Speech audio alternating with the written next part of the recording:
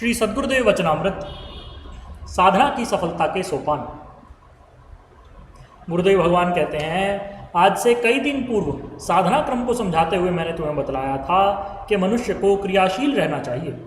शास्त्रीय सिद्धांत है कुर्वन्न वैह कर्माणि शतः समः, अर्थात मनुष्य को अपनी 100 वर्ष की आयु कर्म करते हुए ही व्यतीत करनी चाहिए। जो मनुष्य कर्मरत रहते हैं उनके रास्ते में बाधाएं नहीं आया करती।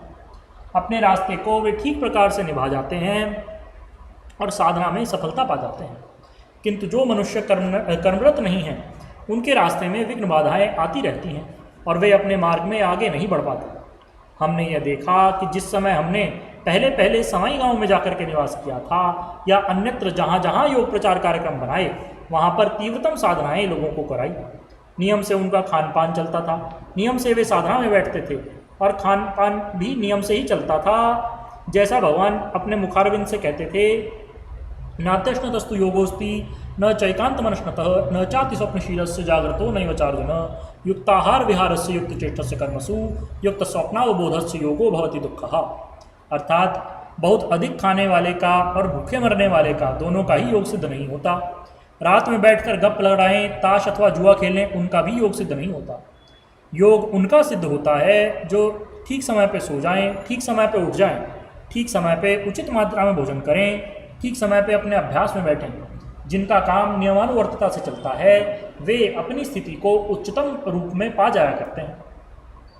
इसलिए नियमों की श्रृंखला हर व्यक्ति को बना लेनी चाहिए।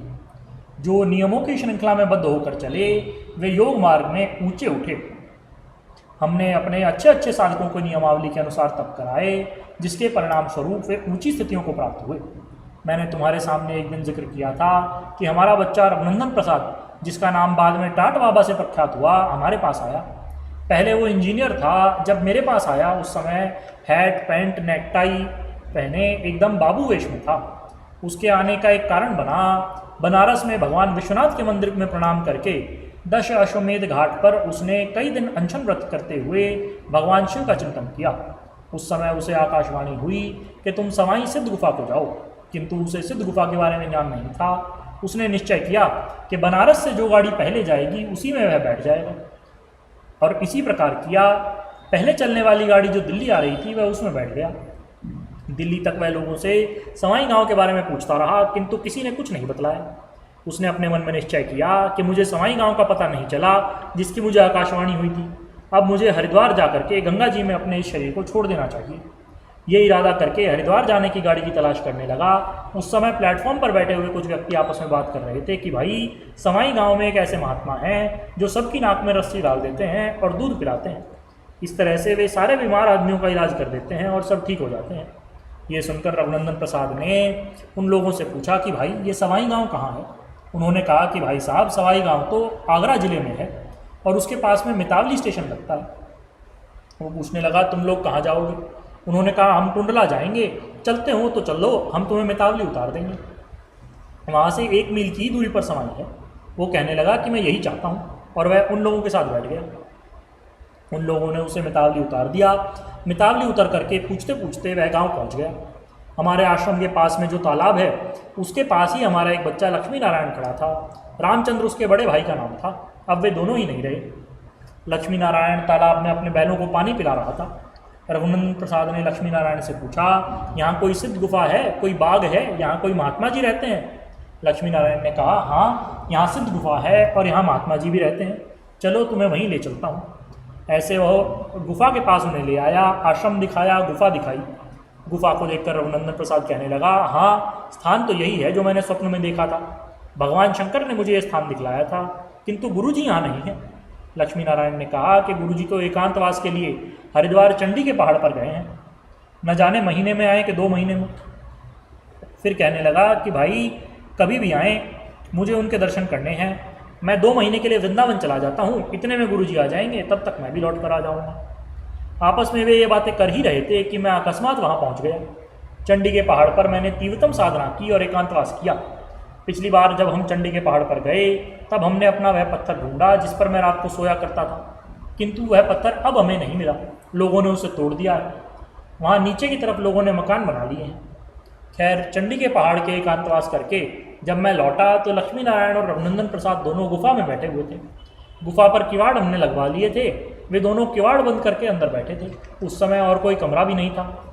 मैंने अकस्मात किवाड़ खोला तो वह ब्राह्मण बालक लक्ष्मी नारायण मुझसे रघुनंदन प्रसाद को परखने के लिए पूछने लगा कि भाई साहब आप भी गुरुजी के ही दर्शन को आए हैं। रघुनंदन प्रसाद ने तुरंत कहा कि ये भाई साहब नहीं, यही गुरुजी हैं। खैर रघुनंदन प्रसाद ने प्रणाम किया और मैंने भी कहा कि भाई मैं आ गया हूँ। मेरे मन में आने का विचार बना और मैं आया। 1-2 दिन के बाद रघुनंदन प्रसाद आगरा से दीक्षा का सामान लाया और मैंने उसे योग दीक्षा दी। दीक्षा देने के बाद हमने उसके लिए नियमावली बनाई। पहले हम गुफा पर रख करके ही उसे नियमों पर चलाते रहे। मैं खाट पर सोता था और वह खाट के बराबर में ज़मीन पर सोया करता था। पहले पहले जब मैं गुफा पर आया तो मेरे पास भी खाट नहीं थी, मैं भी ज़मीन पर ही सोता था। फिर पंडित चिरौंजी लाल ने अपने लड़के की शादी के मौके पर हमें खाट बनवा करके दी।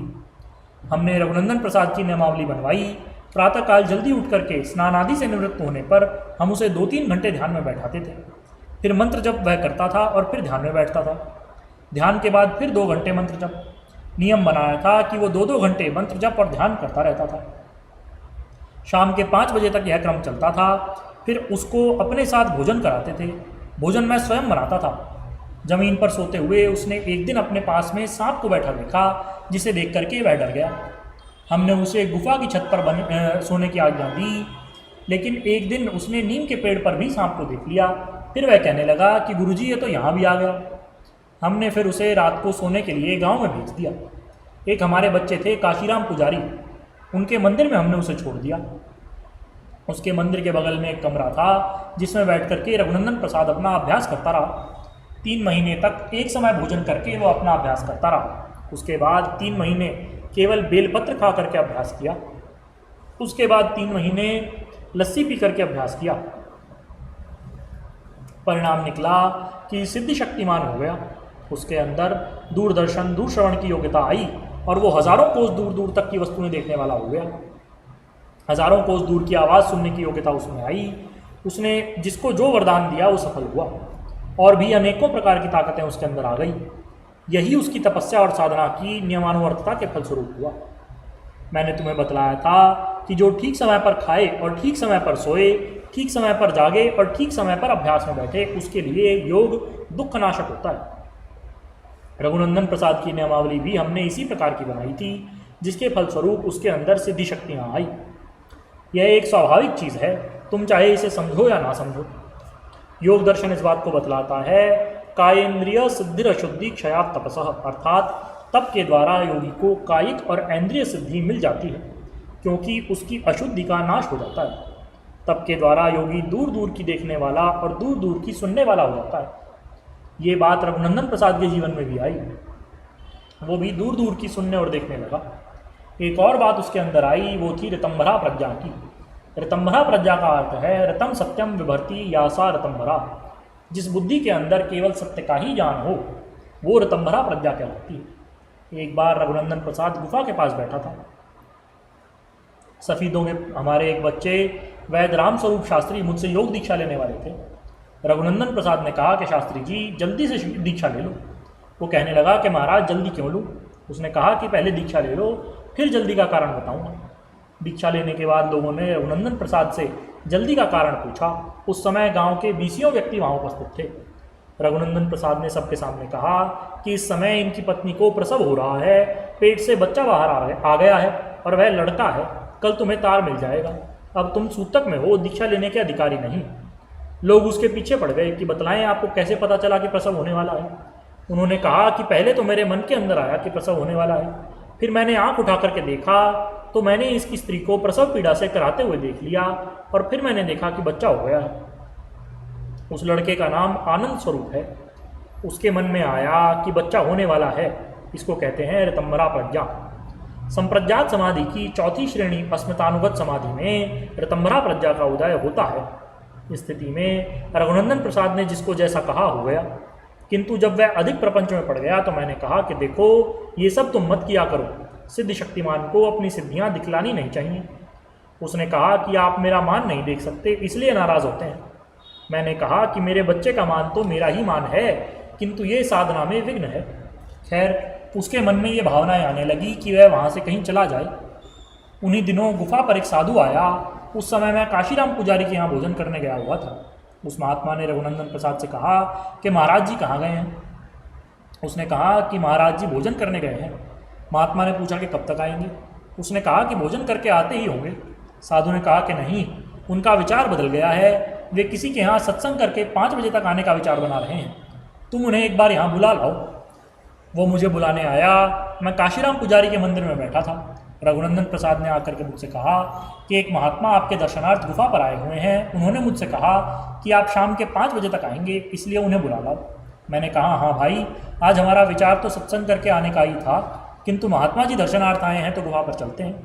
मैं रास्ते में अपने मन में सोच रहा था कि महात्मा जी को सम्मान के साथ अपने साथ बैठाऊं। मेरे वहाँ पहुँचने पर उन्होंने रास्ते में ही लंबे पड़ करके दंडवत प्रणाम किया। उसके बाद गुफा के सामने खड़े होकर रघुनंदन प्रसाद से कहा कि तू यहाँ विश्वनाथ जी की आज्ञा से आया है ना। उसने कहा कि मैं विश्वनाथ जी की आज्ञा से ही आया हूँ। महात्मा ने मेरी ओर इशारा करके कहा कि यही विश्वनाथ जी हैं, इनकी आज्ञा का पालन अवश्य करना। दंडवत प्रणाम करो, तुम्हें जो मिलेगा यहीं मिलेगा और कहीं नहीं मिलेगा। इसके बाद गुफा की 7 बार परिक्रमा करवाई और महात्मा जी ने फिर कहा कि इस जगह को छोड़ना नहीं, किंतु तू क्रोधी है, अहंकारी है, तू ज़रूर चला जाएगा यहाँ से और तुझे अनेकों विपत्तियाँ घेर लेंगी। उस समय गुफा पर दौलत राम आदि 10-15 व्यक्ति मौजूद थे, जिन्होंने कहा कि महाराज आप कुछ भोजन कर लें। महात्मा जी ने कहा कि मेरा भोजन तो यहाँ बहुत खड़ा है। आग धतूरे के अनेकों पत्ते तोड़ करके सबके सामने खा गए। लोग कहने लगे कि महाराज थोड़ा दूध पी लें। वे कहने लगे यही मेरा दूध है। आंवले की जड़ में वर्षा का पानी एकत्रित था, वो लेकर के पी गए। उसके बाद वो महात्मा जी चले गए। गांव के कई लोग उनके पीछे गए, किंतु तालाब तक दिखाई देने के बाद उनका पता नहीं चला कि वे कहाँ निकल गए। शेषकल। बोलिए श्री सद्गुरुदेव भगवान की जय। परम प्रभु श्री रामलाल जी महाराज की जय। योगीराज अनंत स्वामी श्री चंद्रमोहन जी महाराज की जय। श्री सदाशिव भगवान की जय। श्री कृष्णचंद्र भगवान की जय। शंकर भगवान की जय। हर हर महादेव।